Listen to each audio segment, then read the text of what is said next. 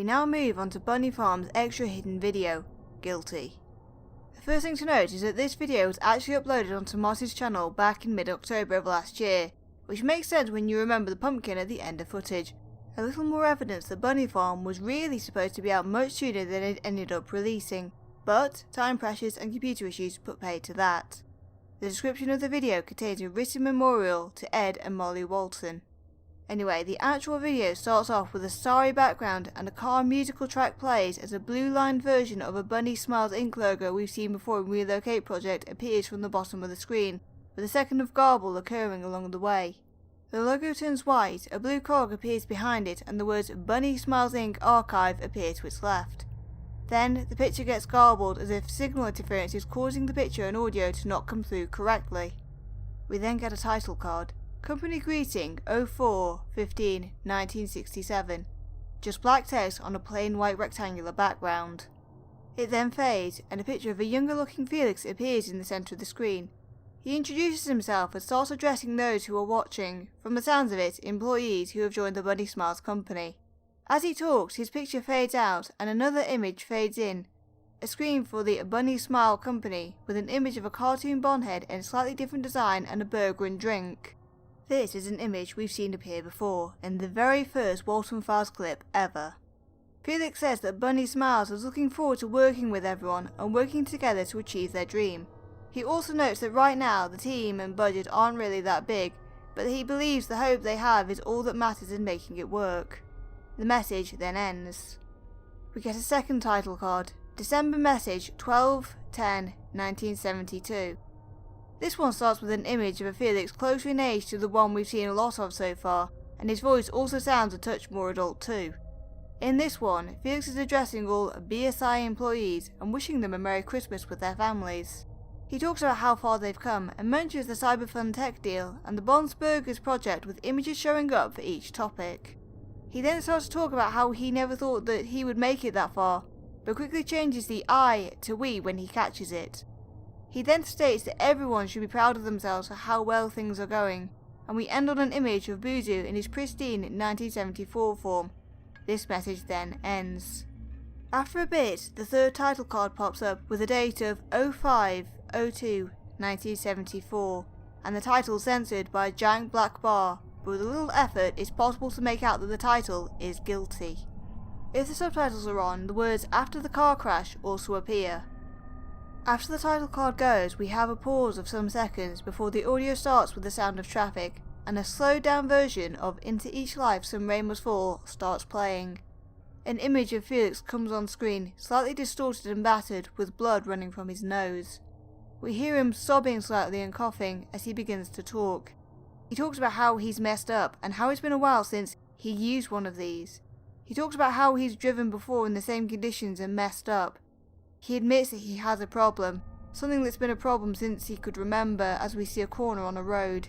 He talks about how when he's drunk he doesn't tend to remember things, so that is probably why he's in the habit of carrying a recorder around with him. He also says that he's recording all of this because come tomorrow he'll just think what happened was all a horrible nightmare, and he needs to remember what he did. He needs to remember that he crashed the car and killed Ed and Molly in the accident. When he talks about the children, the two red figures appear on screen, and it's clear from his voice that he's devastated at what he's just done. He cries as he admits to himself that they're not okay. He has no idea what he's going to tell Jack, and that he buried them.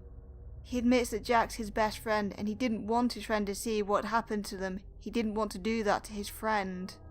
But he panicked and buried them in the forest where they crashed, in St. Juana's. And now he can't even remember where that was, and that seems to distress him even further as a photo of a section of a forest appears on screen. He cries that he's so fucked, and that the restaurant is going to open soon as the image of Bond's Burgers from outside appears on screen. He tries to reassure himself that he'll be fine, that it will all be fine. He then sobs to himself, distressed and fearful. The audio then cuts off, and we see Rocket's damaged face up close, looking lazily at the screen. They'll slowly move back as a sad song plays, eventually crossfading between a close-up look to his full body, and we can see the places in which they are damaged now, in the clearest image we've yet gotten of Rocket. From the lyrics I've gotten that the song is named Home and was originally sung by Ruth Etting, although this seems to be a cover of it.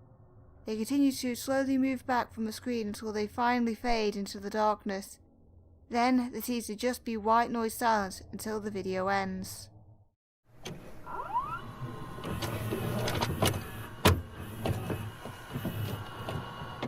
Bunnyfarm is a long video for a reason. We learn an awful lot, and while we get bits of story for a great many characters, this video is focused mainly on delving more into Felix as a character, and the car crash incident which seems to have been the trigger point for everything that has come since, as well as being a video that seems to use the colour red as a link all the way through. So let's begin trying to order the information we now have, and to see what guesses we can now make. Firstly, let's get some dates sorted out. We now know that Charles and Susan are not the other two Walten children, but that those two children are very important for the story. We also discover that Sophie was the oldest of the three Walten siblings, being born in 1960, her brother Ed being born in 1962, and finally Molly, as the youngest, was born in 1965. This would mean that Sophie was 13 or 14 at the time of the accident, Ed 11 and Molly only 8. Because the birth dates we see on the plaque suggest that neither of the two younger siblings had yet had their birthdays that year, and we don't yet know what date Sophie was born. While we know from the information in the description of Lucky You that the idea for Bond's Burgers went back to 1958, from the messages in Guilty it seems like the company that would become BSI didn't get started until 1967, as Felix mentions that at the time of recording in April that the team they had right then was small, and the entire message just feels and sounds like the hopeful first message release of a new startup. We do however know that Jack and Felix were pitching the idea to Cyberfun Tech as early as 1965 thanks to Linda's diary entries. This could mean that Bunny Smile started sometime between August 23rd, 1965 and April 15th, 1967, with a deal with Cyberfun Tech either helping to start the company at the time, or not being solidified until sometime between April 15th, 1967 and December 10th, 1972, which is when Felix mentions it. We do know that Bond's Burgers as a project was already in the works by that December message, and if the visuals we see of the coming soon poster containing Bond and Buzu are anything to go by, it seems that at least two of the animatronics were either built, prototyped, or had been extensively planned by that date. We also get some exact dates on when the 5 characters who we know have become linked to the showstopper animatronics all died thanks to this video. Firstly, we already knew that no one had seen Jack since June 11th, 1974, and we all assume that is probably when he died. And Ashley of course died in July of 1978, probably either late at night on the 14th, or maybe early on the 15th, depending on what time she discovered and explored the back doors. Now though we learn that Susan was the second of the 5 to die, perishing the night of Bond's Burger's first birthday party on June 30th, 1974. The man we can guess is probably Charles, although it's never actually confirmed in this video that this is Charles for sure, went missing on July 14th, 1974, making him the third of the 5. Finally, Rosemary was indeed the final person to die while Bond's Burgers was open, just as I had previously theorised. Rosemary was lured backstage on July 19th, 1974, and was placed inside of Shah. This means if Bond really is hosting Jack, that the order the animatronics had someone bound to them goes Bond, Bunny, Buzu, Shah, Billy. Interestingly, this order does correlate with the order of the names on the tape list Ashley found in the back doors, besides Billy/Ashley of course. We also discover how long Bunnyfarm has been an idea or a thing. Although we knew from commercial that it had released in 1982 and had cabinets seen at the start of Shah's facility tour, which was dated July 9th, 1978, the title screen for the game tells us that Bunnyfarm had been worked on since 1975, the same year that started with the animatronics being shipped to the K9 facility, and tells us that it was very much a part of Felix's relocate project plan. Judging by Jenny's comments to Sophie, Bunnyfarm had already been out a few months at least before the footage of this video, so I'm guessing that Bunnyfarm released either early or mid 1982, and was not linked in any way with trying to divert people's attentions away from yet another missing facility caretaker in Brian. Interestingly, while the subtitles say that she'd been playing it some time ago, her actual dialogue says a few years ago. Finally, the majority of the footage takes place over 2 days, merely 5 and 6 days after the previous latest date we've seen in videos so far, if we don't count that we know that BSI vanished in 1983. October 16th, 1982 seems to mark the day that Sophie finally remembered what happened to her siblings, and also what happened to a group of people she had once known. With that said, let's talk a little more about the individual games we see being played and what they might tell us about how each person involved died. The first up is Ashley, and she seems to be an interesting case. While Billy's game is the first to be played, and therefore the least glitch which would hinder Ashley's ability to come through, Billy is the only one of the 5 main characters absent from the ending where the others bring Sophie to meet Bon. While this does reflect Billy's somewhat separate status as a character, it feels like Ashley's exclusion here is significant. It isn't until Billy's game is finished and Ashley is able to break through that the game crashes, which seems to put the rest of the game in its deteriorating state that allows the other people to start more forcefully telling Sophie their story. After this though, besides Billy not disappearing immediately, we don't hear much from Ashley again, probably because Sophie gives no indication at all that she specifically ever knew Ashley. It's possible that Ashley was the one to corrupt the game and break it because she was the most recently deceased, but this was all she was able to do to help. I also think that the focus on Billy's face is meant to hint back to that final shot of Relocate Project's last clip, where Billy's mask is removed to show Ashley's face. Next up we have Susan Woodings, an engineer who worked at BSI. We've already previously met Susan and learned something about her. She's bound to Bunny, didn't die immediately, and possibly starved to death. However, this time around we learn the circumstances around her death. She was the last employee to leave the day of the restaurant's first birthday party, and decided to take Bon into the back room for repairs. Once there, Bon went for her and she ended up being attacked by him. The image of her slumped in the corner, what we see after the image is gone, and the text upon that image making it sound like he stabbed her in the chest and stomach.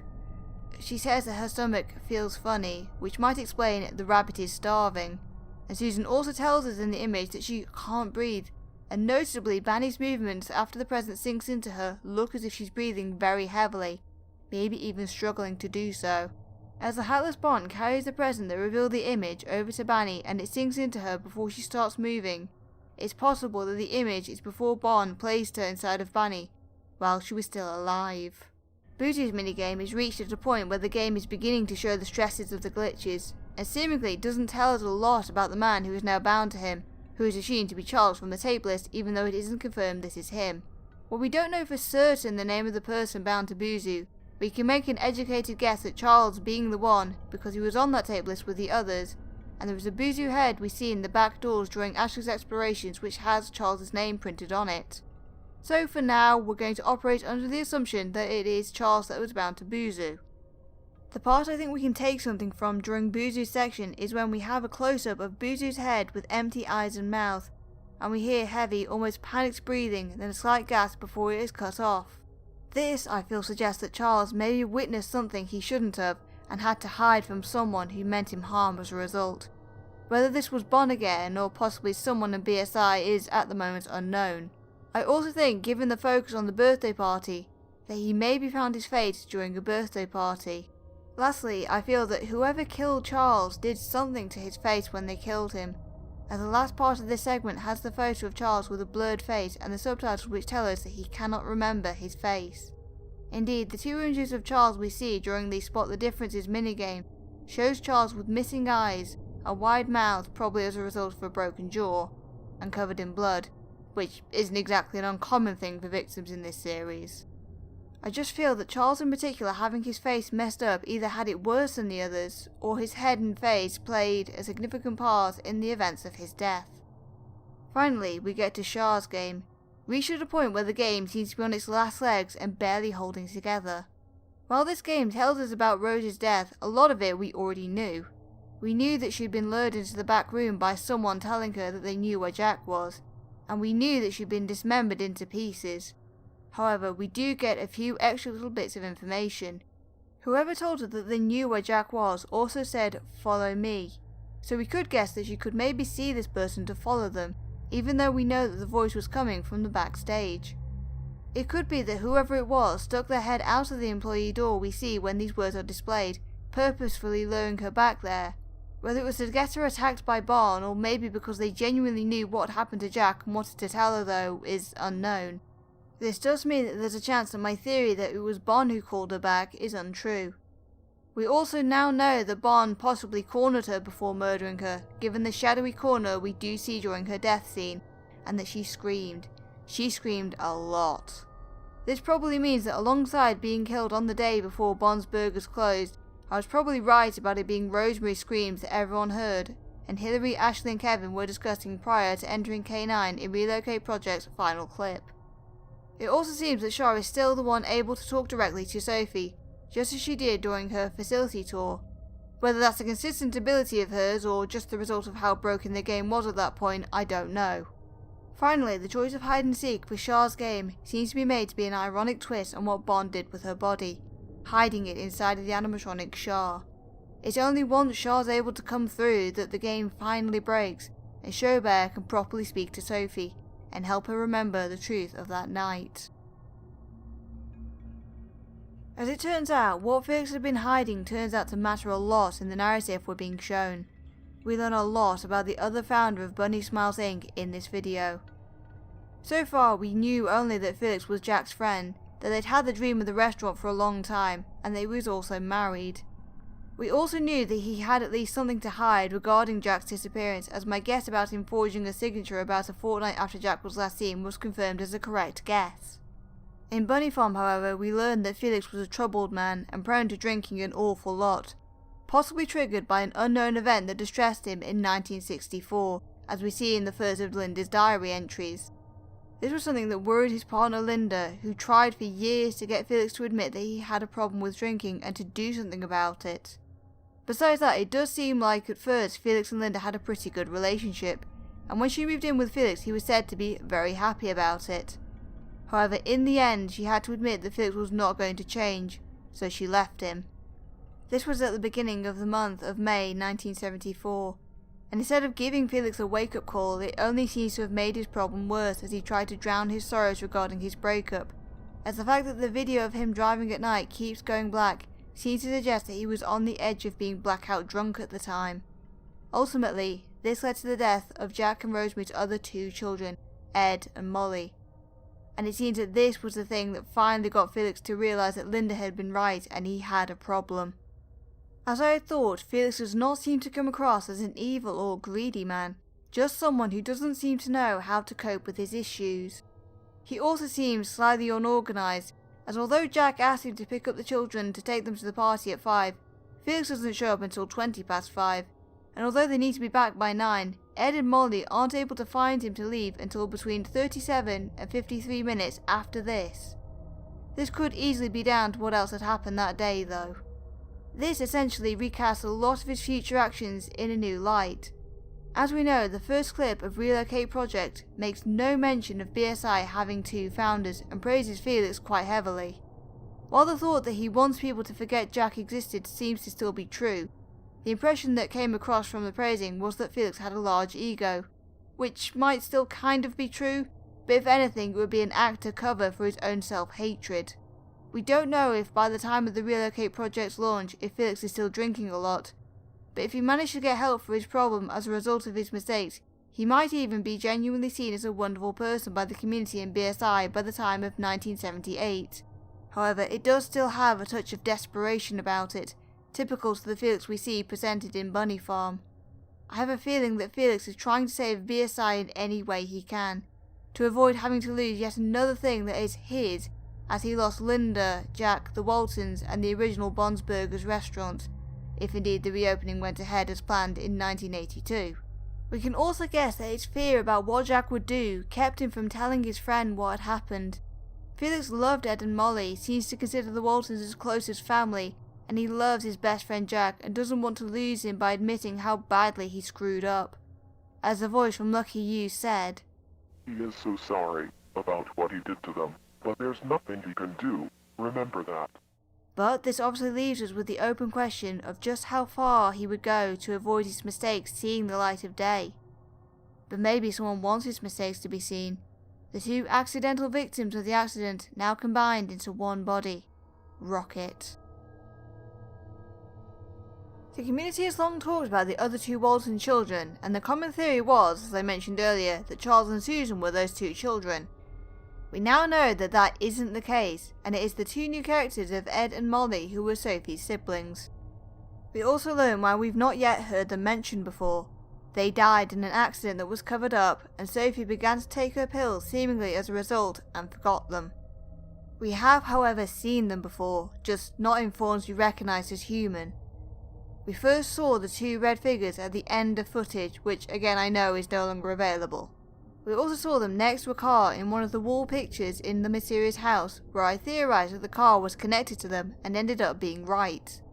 Even earlier than that though, there was the character I nicknamed Buddy, and we now know is called Rocket. Well, we've all wondered what part the Grey Rabbit, who was first seen at the end of the Walten Files' very first clip, was playing and who they might be bound to. I'm not sure many of us could have guessed the true story. Incidentally, all the pieces for this particular incident are pretty much offered to us in this video before Showbear shows Sophie the truth. Ed and Molly's spirits are now within the rabbit they named Rocket, built for them in 1970, and while we know that they've been trying to make contact with Sophie, I do wonder what their motive is right now. My reason for saying this is the message that they leave for Sophie on the statue's plaque shortly after Sophie enters the game for a second time. In it, they talk about how they can't really remember her, but then assure her that they'll soon be together forever and ever. While it's not a guarantee of malice, it certainly doesn't sound the most reassuring message that could be left. It almost sounds like they want Sophie to join them in their ghostly state so the three siblings can all be together again. This almost makes me wonder if the reason Rocket wants Sophie to remember is so that she comes looking for what remains of her family and can be put into a position where she does get to join them all and be with them forever and ever. However, I do feel that Rocket's main goal right now needs to just be to go home. The song used at the end of Guilty as they are on screen talks about going back home, and we know that the line Showbear uses is, "They didn't go home that night." So I feel like home is important to the children's souls that together make Rocket's consciousness right now. Whether that means finding their way back to the old Walten house or having all their family around them though, I don't know. My question though is, does Felix know that Rocket is Ed and Molly? Is that why he has the canine bunker in the same forest that he buried the children in? Did he put Rocket into the back doors, or did the rabbits sneak in there themselves? The fact that Ashley found them hanging off the wall does seem to lend itself more to the former idea. Update. Static, the VA for Showbear, has said that Rocket was taken home by Felix instead of being left in the forest with the children. So it's actually very likely that he did place Rocket there himself, or had someone on BSI do it. However, this doesn't necessarily confirm that Felix knows that Ed and Molly possess Rocket, or indeed that Rocket was possessed before coming to the canine bunker. And if Rocket was made for Ed and Molly, were they ever an actual character in the BSI universe? And if not, why are they on merchandise and why do they appear in that cartoon gang image? Was that just Rocket supernaturally appearing around Felix to let the man know, "We know what you did"? The other one of the pair that the community needs to consider the mysterious characters, we don't really learn an awful lot about Showbear and Bunnyfarm, although they play a significant role at the end. One thing I've noticed with Showbear is that they somehow seem connected with Sophie's memories. Remember that when the voice in Lucky You was repeating "Safety and pills, Sophie," their cartoony form was one of the images that showed up at the time. And here, in their distorted form, they are the key to unlocking Sophie's memory of her siblings and what happened to them that night on May 2nd, 1974. Something to point out though is that Showbear claims to deal with memories and helping you remember them. Yet when Sophie asks, "Who are you?" they have no answer. I think this might hint at Showbear's identity not being one that Sophie would remember, or maybe it's tied to something she hasn't forgotten but also hasn't connected to Showbear. They also refer to Felix at one point as Uncle Felix, in the same way Ed and Molly do. Whether that's just because that's how they think of him, or whether this hints at what or who Showbear is though, I'm not sure. They also emerge from a well, which might be based on this painting by Jean-Léon Gérôme, which you're more likely to know as "Truth coming out of her well to shame mankind." And indeed, they emerge from their well to shame Felix. I also get that this probably isn't meant to be a reference to that painting or meme, but it's an interesting coincidence. But they leave us with a great many questions still unanswered. Who are they? What is their purpose and what is their connection to this story? How do they have their magic ability to recall repressed memories? Are they just a result of Sophie's pills? And like Rocket, were they a BSI character, and if not, how is a cutout of them in the canine back doors? At the moment, we just don't have enough pieces to answer a lot of questions about them. Finally, to round off this load of theorising, I'd like to briefly discuss a few thoughts and things I noticed, but that don't really fit that well into any of the other topics. Firstly, the name of Chris occurs at least twice during this video.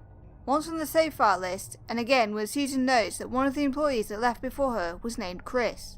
This isn't the first time we've heard of a BSI employee named Chris though, as when Brian first arrived at the K9 facility, he says that someone named Chris had told him that the facility hadn't been working since 1978.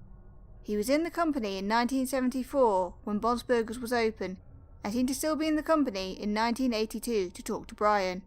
He also seems to have been able to make a save file on the very Bunnyfarm cabinet Jenny and later Sophie played on. This makes me wonder if Chris is due to play a part in future releases of the Walten Files, even as a minor part of the ongoing narrative. Speaking of Brian, like Susan before him, he also observed that Bon had a problem with one of his arms. But while Susan notes that Bon's right arm was stiff, Brian instead said it was the left. I'm not sure if this means much of anything or if Susan and Brian were just referring to the sides differently, i.e. one said right left from the animatronics point of view while the other meant from their point of view. But does Bon's broken arm have something to do with how Jack perished though? We also see that there are two Bon character avatars in this game. The Bunnyfarm Bon is the character that the player controls, and we get to see that one most of all. But at the same time we also get the Hatless Bon, first seen hiding before making appearances when past deaths get depicted in the game. Then at the end the two Bons meet and the Hatless Bon allows the animatronic Bon to come through and show off his own horrific twitching animation.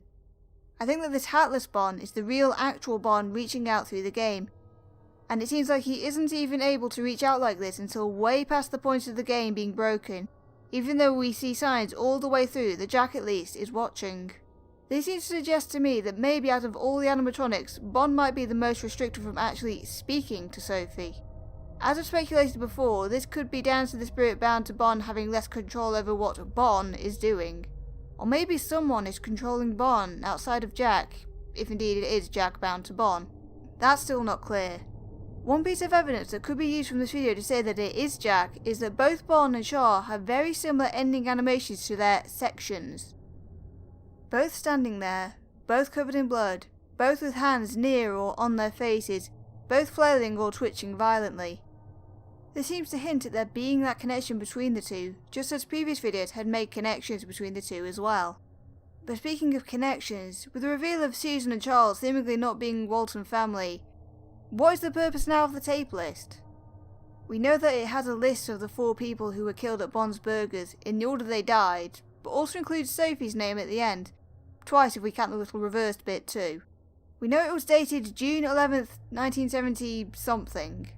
The absence of that last number makes it hard to know if it's just a list of people who had died, and Sophie for some unknown reason, or it was indeed a list made for a purpose on the very day Jack went missing. We also see that this footage is being recorded, but my question is, by who?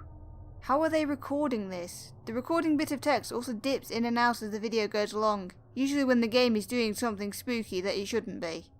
This is probably best depicted when at the Bunnyfarm error screen.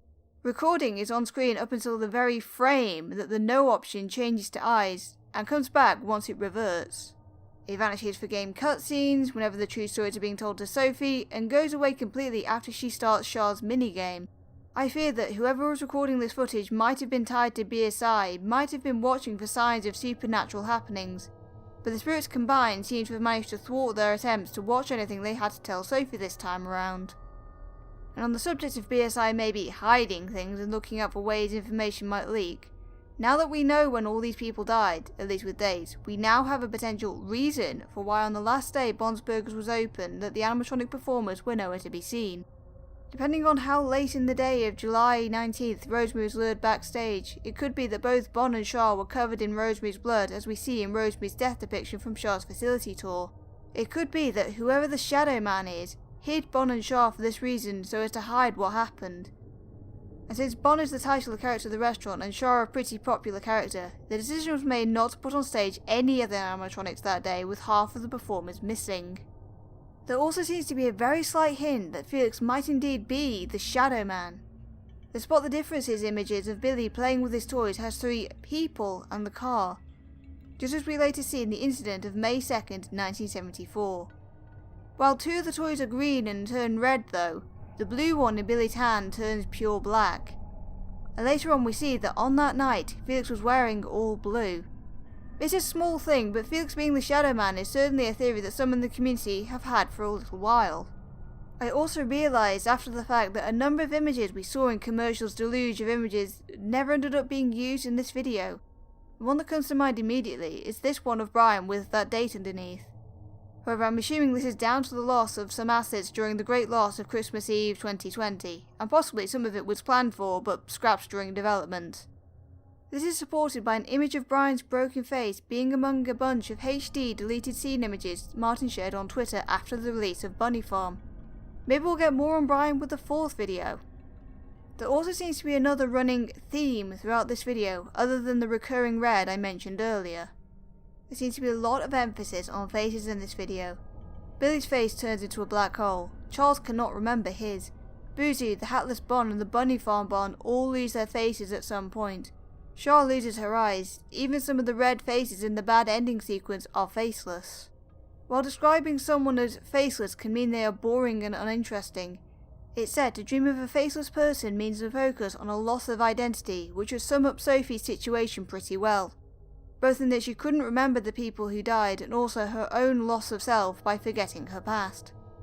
However, it can also signify an inability to accept someone for how they are.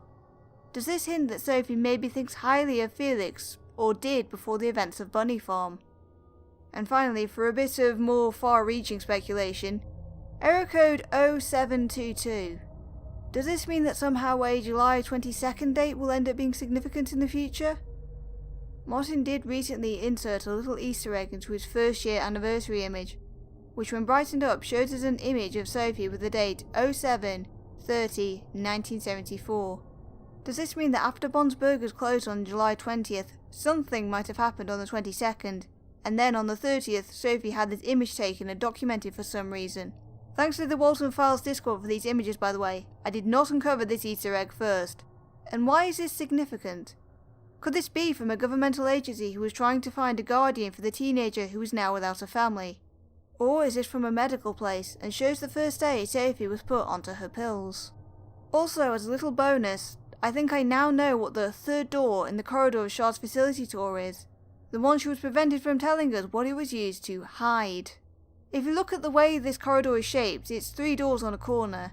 I originally thought that the 3rd door might be this one at the bottom, as it usually makes sense to talk about things from the top down. However, if we look at the door for the back doors in Ashley's clip, we notice that the door to its right is not part of the same wall as that door, and even more importantly, there is this shelves cabinet to its left. Going back to the facility tour corridor, this suggests that this one at the top is the back doors door, and thus Char was prevented from talking about the back doors, which we later know hosts the Billy animatronic, the tape list, and with Bunnyfarm's revelations, Rocket. With that, we're done, for now.